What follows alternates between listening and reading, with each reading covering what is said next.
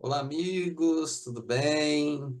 Estamos aqui mais uma vez reunidos para dar sequência aos nossos estudos do EAD, é o livro 4 do EAD, e hoje nós vamos voltar para o roteiro 3 para falar um pouquinho mais sobre assistência espiritual.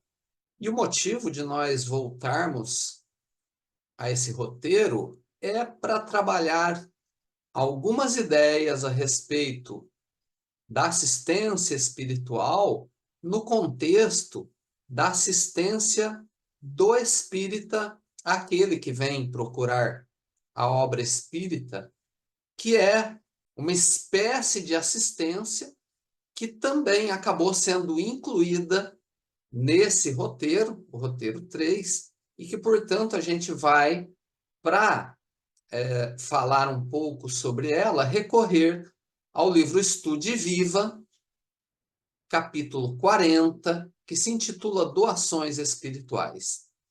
E Emmanuel começa dizendo assim: feliz daquele que destaca uma parcela do que possui a benefício dos semelhantes.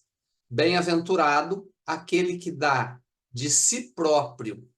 E aqui nós já, fica claro já nesse início, que nós estaremos abordando essa relação do auxílio que é devido por parte de cada cristão como atribuição, como responsabilidade em benefício de seu semelhante. E Emmanuel elenca aqui o que nos chamou a atenção como sendo dois degraus de uma conduta que irão desenvolver uma consequência por conta da conduta.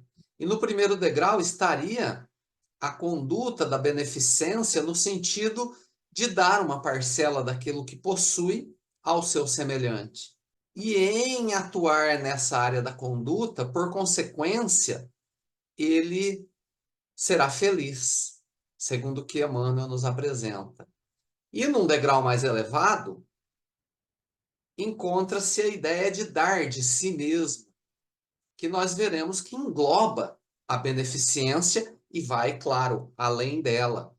E por conta dessa conduta, a consequência é que esse que atua nessa linha recebe a bem-aventurança.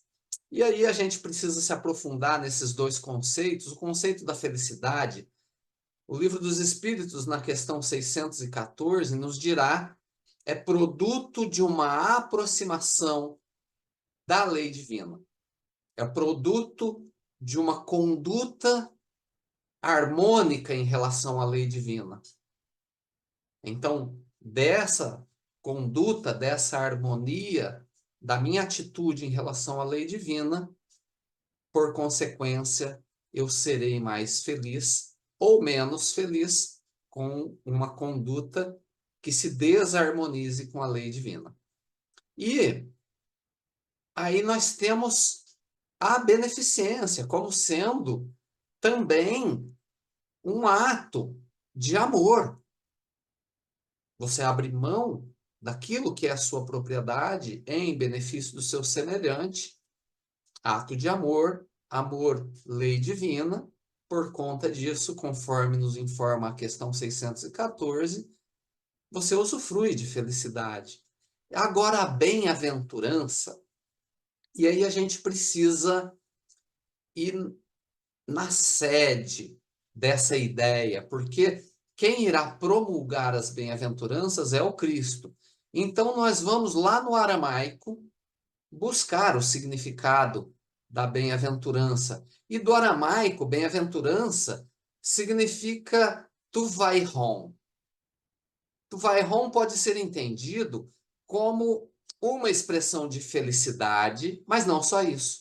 Felicidade associada ao recebimento de um benefício divino.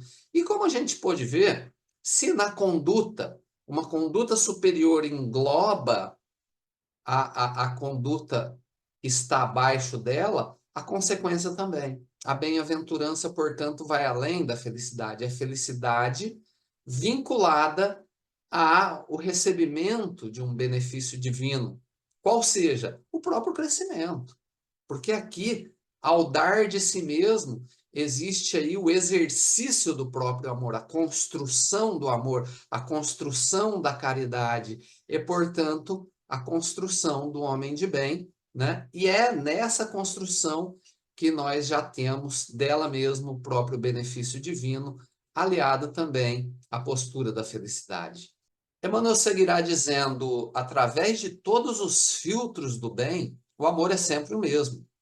Mas enquanto as dádivas materiais invariavelmente benditas suprimem as exigências exteriores, as doações de espírito interferem no íntimo, dissipando as trevas que se acumulam no reino da alma.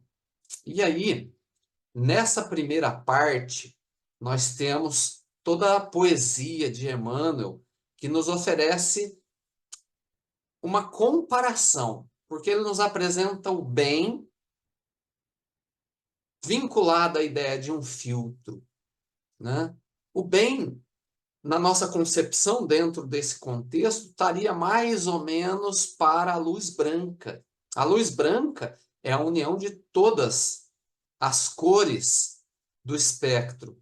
E aí o filtro é aquele elemento capaz de separar uma das centenas de milhares de cores possíveis, contidas todas no branco.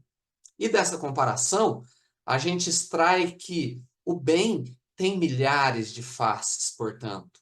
Mas todas essas faces, se separadas, nós veremos que se originam do amor, né? Olha lá, através de todos os filtros do bem, quer dizer, separando do bem, daquele grupo enorme de possibilidades do bem, qualquer um, o amor é sempre o mesmo. O amor é sempre a origem. Ou seja, meus irmãos, a construção do amor ou precede ou acompanha a prática do bem, seja qual for o bem. Não há como construir o bem sem que, pelo menos antes, nós tenhamos constituído algum nível de amor. É como todos nós já somos capazes de produzir o bem em quantidades diferentes, isso significa que nós já construímos algum nível de amor em relação ao bem que já conseguimos produzir. Perceberam? E aí, no finalzinho, ele dirá: enquanto as dádivas materiais, ou seja, a beneficência, suprem as exigências exteriores, doar de si próprio interfere no íntimo, dissipa trevas da alma. Então, notem que aqui, nesse conteúdo, ele reafirma a ideia da bem-aventurança, que é felicidade associada a benefício divino. Qual o benefício?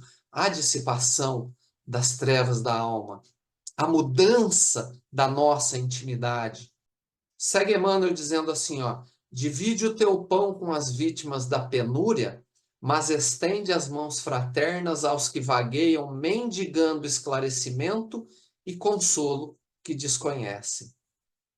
E é super interessante esse final, porque a ideia daquele que vagueia mendigando esclarecimento e consolo, que ainda não tiveram contato, esclarecer significa tornar claro, fazer compreensível. No entanto, consolo significa alívio, reconforto, suavização. São, portanto, se nós prestarmos atenção, dois lados de uma balança. Essa balança deve ser equilibrada. E aí a gente se recorda do mesmo livro, Estude Viva, que lá no capítulo 34, um texto que se intitula Amparo Espiritual, a recomendação de Emmanuel: consolo sem mentira, verdade sem drama. Quer dizer, é exatamente essa balança equilibrada. Não basta esclarecer. Chega o irmão, portador de uma doença grave, e nós já vamos, nossa, isso daí é pelos desequilíbrios dessa vida, os desequilíbrios da outra vida, e vamos ali criando todo aquele drama, tornando o quadro ainda muito pior do que já é. né? Mostrando, lançando luz a elementos aos quais são desnecessários, que não vão contribuir de maneira alguma para o crescimento daquele irmão. Portanto, esclarecimento sempre vinculado ao alívio, ao consolo, à suavização. Não é à toa que o Espiritismo é o consolador prometido, que vem falar de todas as coisas como consolando.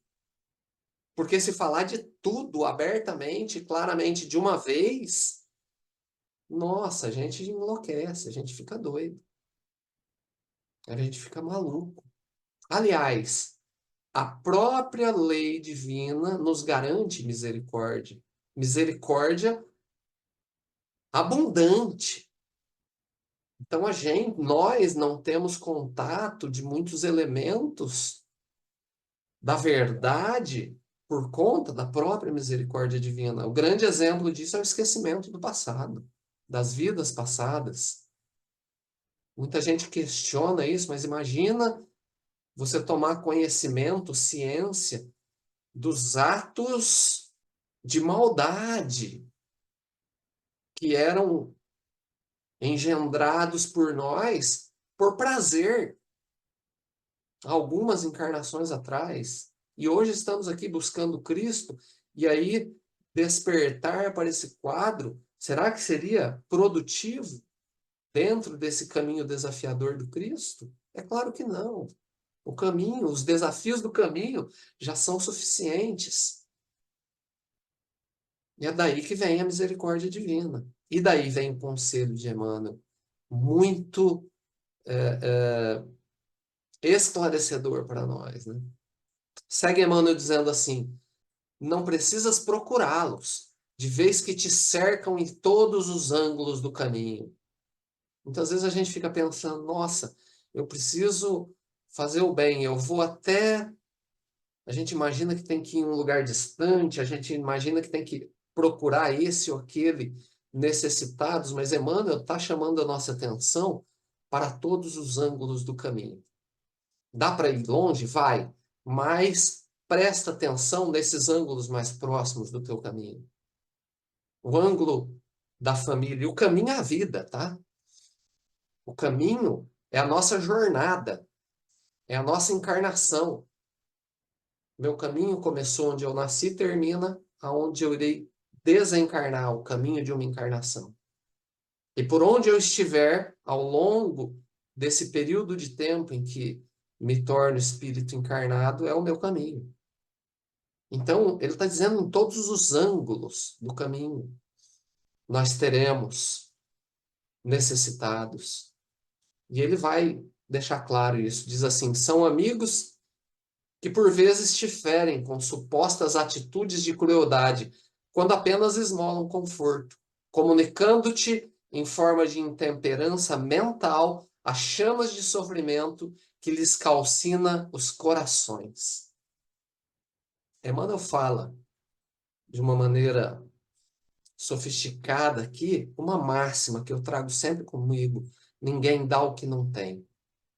Aquela pessoa que te abraça com sentimento, e que tu sente a verdade no próprio abraço, sem palavras, construiu isso para te oferecer.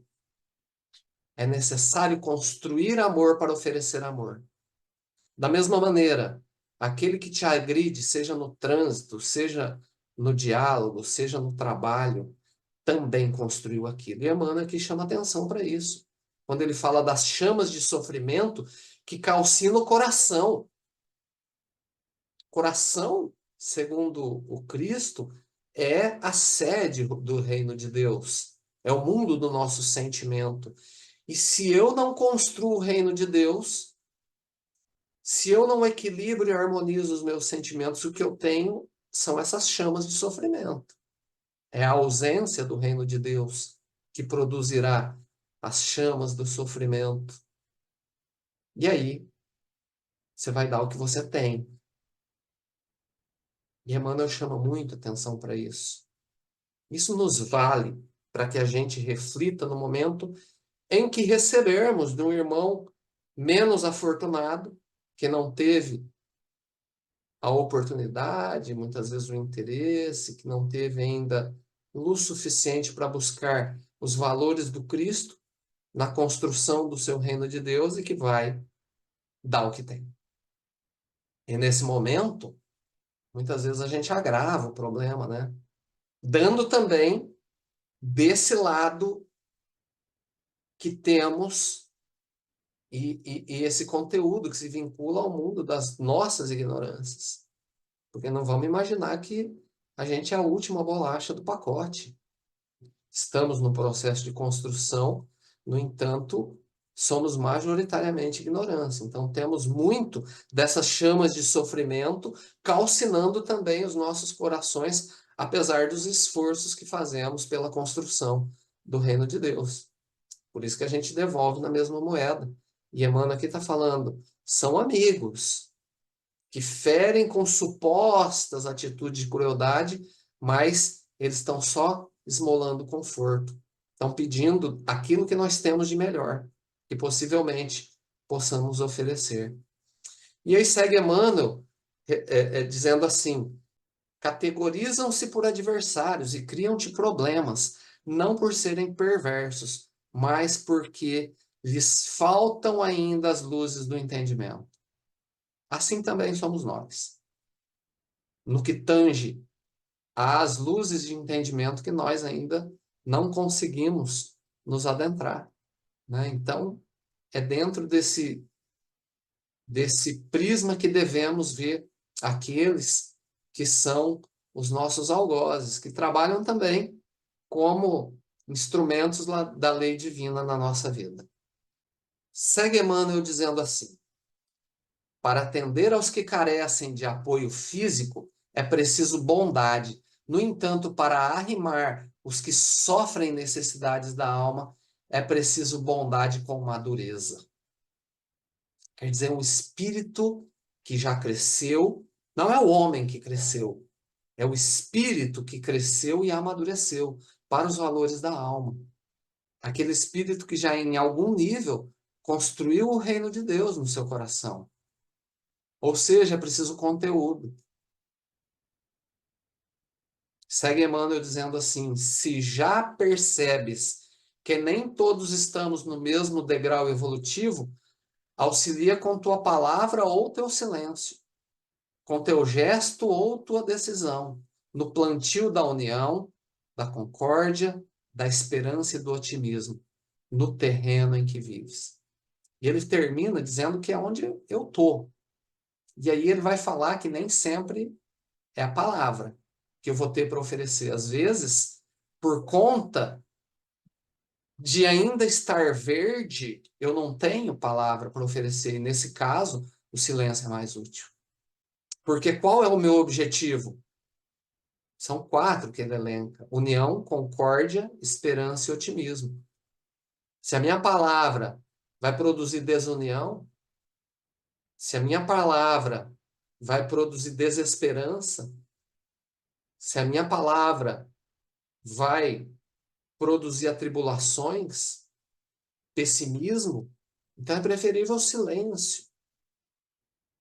E aí vem gesto e decisão, que nem sempre a atitude também será o mais desejável. Porque se a atitude ela for ao encontro da união, da concórdia, da esperança ou do otimismo, ótimo, vamos atuar. Mas se a gente não tiver conteúdo, ou seja, madureza, como ele chama a nossa atenção antes, muitas vezes é preferível que a gente não atue. E Emmanuel concluirá então: não te digas em solidão para fazer tanto. Ah, mas só eu vou fazer tudo isso, né? E ele exemplifica.